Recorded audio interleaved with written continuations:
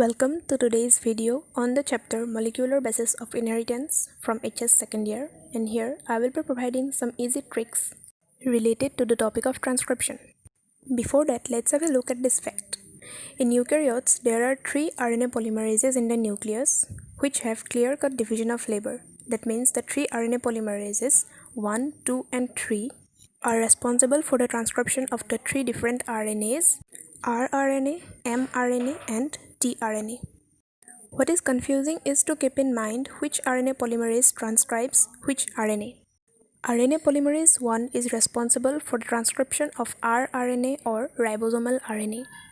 RNA polymerase 2 transcribes mRNA or messenger RNA, and finally RNA polymerase 3 transcribes tRNA or transfer RNA. This information would be easier to memorize if we somehow lock the sequence RMT. And when we say RMT, the word that comes to our mind is remote. So that whenever we recall this word remote, then the sequence of R, M and T comes in the order of RNA polymerase 1, 2 and 3. Let us go a bit deeper to see the other transcription products. RNA polymerase 1, responsible for the transcription of rRNA, actually transcribes 28S, 18S and 5.8S RNAs. RNA polymerase 2 does not directly transcribe mRNA, but it transcribes the precursor of mRNA, which is heteronuclear RNA or hnRNA.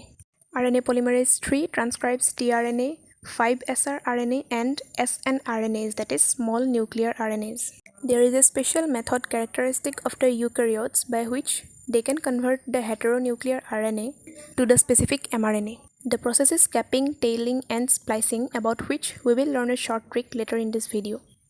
But in this trick, I hope it will be easy for you to remember the information in this table by taking help of the word remote. But the only exception that you need to remember is that RNA polymerase 2 does not directly transcribe mRNA, but its precursor, which is hnRNA or heteronuclear RNA, which consists of exons and introns, out of which only exons can be translated into protein. So in order to remove the intron parts, processing of hnRNA takes place. The hnRNA gets converted to mRNA by undergoing the processes of capping, tailing and splicing. Capping refers to the process of addition of methyl guanosine triphosphate, that is MGPP, to the 5' end of the hnRNA. On the other hand, tailing of hnRNA refers to the addition of 200 to 300 adenylate residues to the 3' end of the hnRNA. These two processes are very important, but where one can get confused is the position, that is, whether capping takes place at 5' end or 3' end, etc. The easiest way to remember this is that capping, that means wearing cap, takes place in the head. So we can consider capping to be more significant than tailing. So capping takes place at the 5' end, because simply 5 is greater than 3. With the same trick, we can assume tailing to be not much important as capping. So tailing takes place at the 3' end, that means 3 is less than 5, so less significant. This trick of significance is only for the sake of memorizing.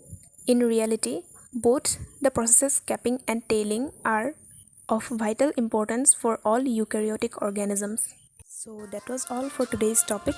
If the video was beneficial, please leave a like and don't forget to subscribe my channel to get more such videos on simple explanations of the topics included in HS syllabus.